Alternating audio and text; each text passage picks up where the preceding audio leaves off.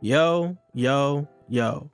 We is back with another video.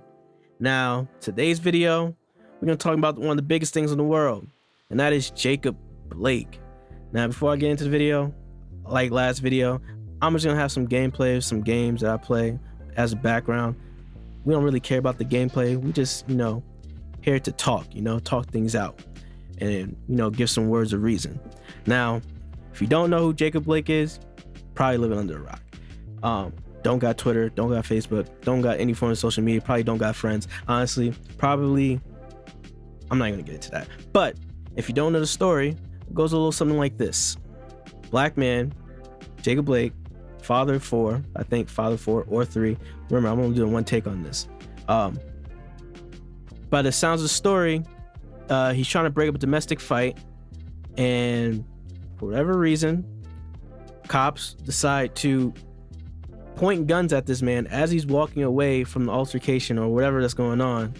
But he's walking away, and these cops, as he's walking to his car, not running, not jogging, but walking to his car, as he opens the door, put 7 rounds in him, point blank, and this man managed to survive.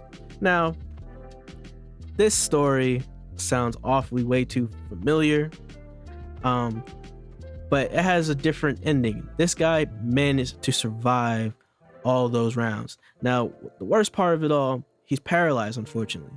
But I mean, after seeing the video, and I don't recommend watching it, it's very terrible. Do not watch it. But when I first saw it, I already knew off rip he didn't survive that. He's definitely gonna be paralyzed for the rest of his life.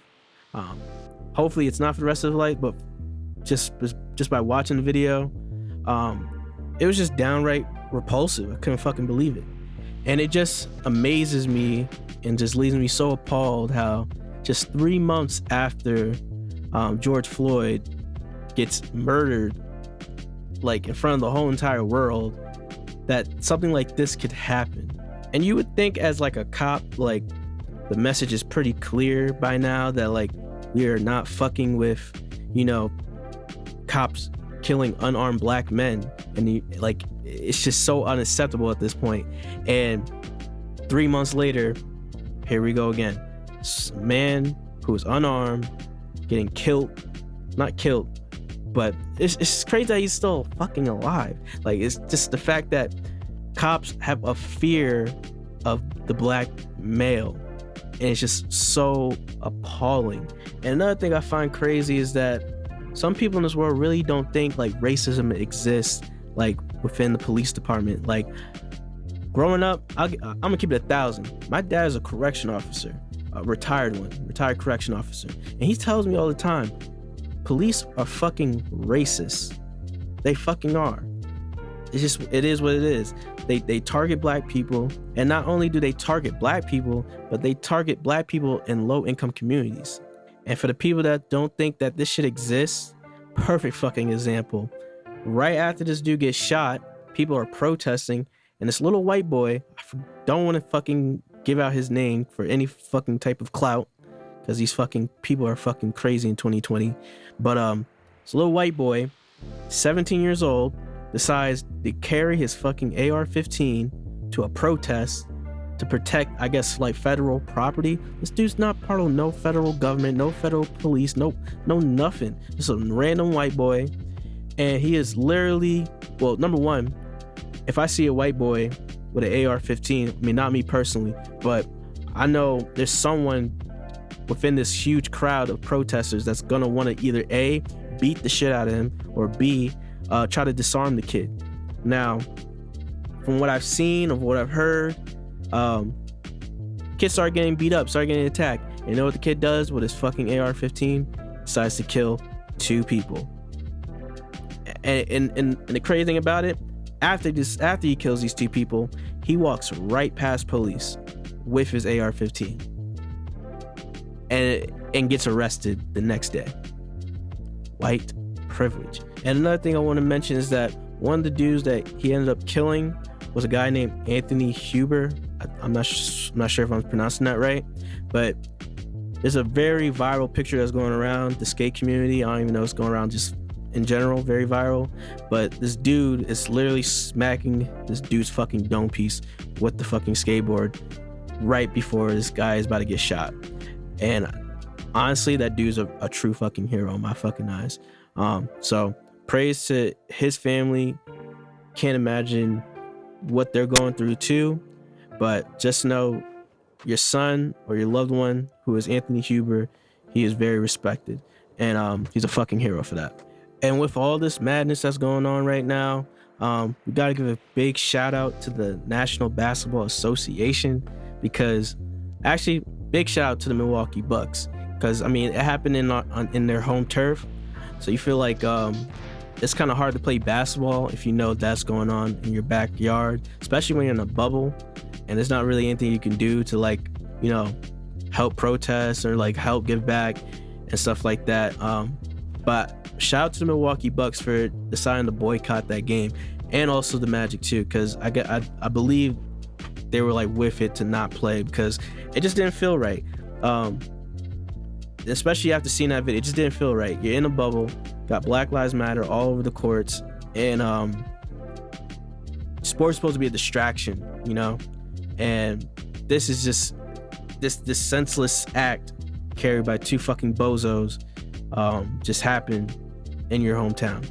And we can see how influential the NBA is, because once they decided to boycott one game, all the teams that all the games that were supposed to happen that day, they decided to cancel the games, and then every sports league decided to cancel the games. And that's just so crazy how influential the National Basketball Association is. I remember when COVID started, they were the first league to cancel the whole, not cancel, but, you know, suspend the season, and then everyone followed suit. So that just shows like how powerful the NBA is. And with all this going on, all this protests, do I think this is actually going to create change for once? It's hard to tell, but I do think right now we're kind of going through like a revolution. I'm not sure what can be done for the fear in some of these cops' eyes, because that's what it all comes down to. It's just straight up fear. They fear the average black male, and they're so quick to their gun. And like LeBron said, I forgot what he said. I think he said after a game, you don't know how they rolled out of bed that morning. You just don't. They could just be, you know, off their fucking rocker just because their wife didn't, you know, give them some ass last night. You know, just some dumb shit. And do I think there's anything that can be done? I remember seeing this one YouTube video. I forgot who the guy is, but I remember he said something very crucial to me, and it really just made me think. When you want to become a police officer, it takes like 4 years, I think, going to school, or maybe just a year if you just go just to the police academy. I don't really know, but I know it's just less than 4 years of like actually going to school and like actually like trying to learn and actually like try to make that your career. It takes about like 4 years if you're coming out of high school.